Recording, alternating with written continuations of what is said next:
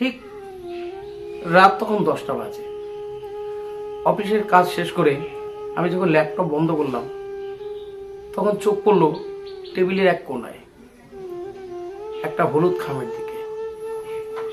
গতকাল রাতে মা ফোন করে বলেছিল, খোকা একটা চিঠি পাঠিয়েছে, সময় বের করে একটু পড়িস তো। চিঠির যুগ তো কবেই শেষ হয়ে গেছে, এখন তো সবই ফোন, মেসেজ, ভিডিও কল, তাই মনেও ছিল না চিঠির কথা। হলুদ খামটা খুললাম, তাতে মায়ের হাতে লেখা গোলাপি কালি দিয়ে, বাবা এখন তোকে ডাকতেও ভয় লাগে, তোর ব্যস্ত সময়ের মধ্যে আমার কথাগুলো যেন ঝামেলা না হয়ে যায়। তুই কেমন আছিস জিজ্ঞেস করতে খুব ইচ্ছে করে। তোর শৈশবের অ্যালবামগুলো শুধু মাঝে মাঝে দেখি। তুই ছোটবেলায় বলতিস, মা আমি বড় হয়ে অনেক বড় চাকরি করব, তোমাকে আর রান্না করতে দেবো না। এখন তো অনেক বড় হয়েছিস, শুধু কথা রাখিসনি। আমার চোখ আটকে গেল চিঠির শেষ লাইনে, তোর নিজের হাতের বানানো গরম খিচুড়ির সেই গন্ধটা অনেকদিন পাই না রে বাবা। আমার গলার ভেতর কিছু একটা আটকে গেল। আমি স্মৃতি ঘুরে ঘুরে ভাবতে লাগলাম, শেষ কবে মাকে কি বলেছি চলো মা আজ আমি রান্না করি? শেষ কবে জিজ্ঞেস করেছি, মা তুমি কেমন আছো? মায়ের মুখের দিকে তাকিয়ে মন দিয়ে কবে কথা বলেছি মনে পড়ছে না। আমি আর দেরি করিনি, তখনই মাকে ফোন করলাম। মা বলে উঠল, বাবা সব ঠিক আছে তো, এত রাতে কেন ফোন করলি? আমি হেসে বললাম, সব ঠিক আছে মা, শুধু খিচুড়ি রান্না নতুন করে শিখতে চাই তোমার কাছে। এক মুহূর্তে নিস্তব্ধতা।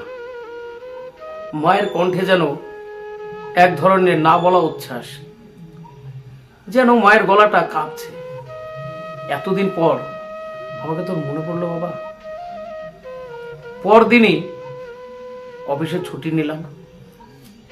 একজোড়া পুরনো জুতো পরে ট্রেন ধরার উদ্দেশ্যে কাউন্টারে গিয়ে টিকিটটা হাতে নিয়েই কেমন যেন একটা অন্যরকম অনুভূতি হলো। শহরের অভিজাত অফিস বিল্ডিং, কাচের দেয়াল, ওই ঝকঝকে কনফারেন্সের রুম, সেখানে বসে থাকি আমি। আজ যাচ্ছি সেই মানুষটার কাছে যার আঁচলে আমি প্রথম মুখ মুছেছিলাম। আমি যখন বাড়িতে পৌঁছলাম দেখি মা উঠোনে বসে সবজি কাটছিল। আমাকে দেখেই মা উঠে দাঁড়ালো না, কিছু বললও না, শুধু অপলক দৃষ্টিতে তাকিয়ে থাকলেন অনেকক্ষণ। তারপর কাঁপা কাঁপা গলায় বললেন, চিঠিটা তবে পড়েছিস বাবা?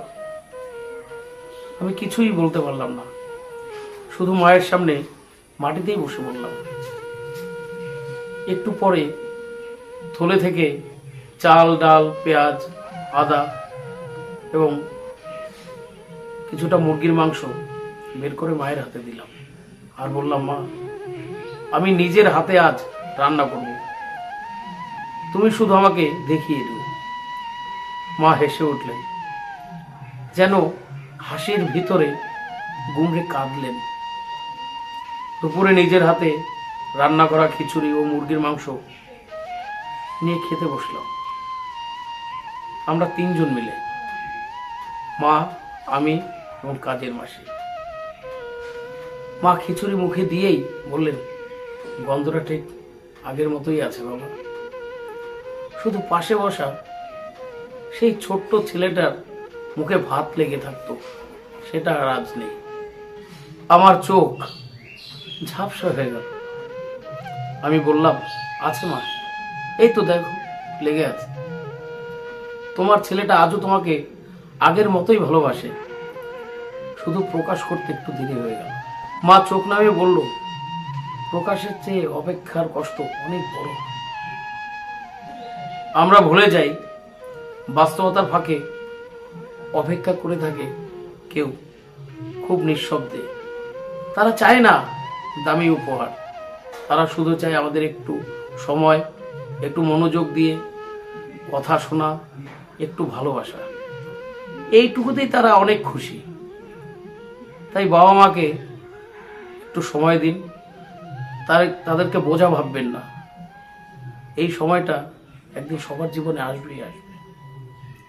নমস্কার।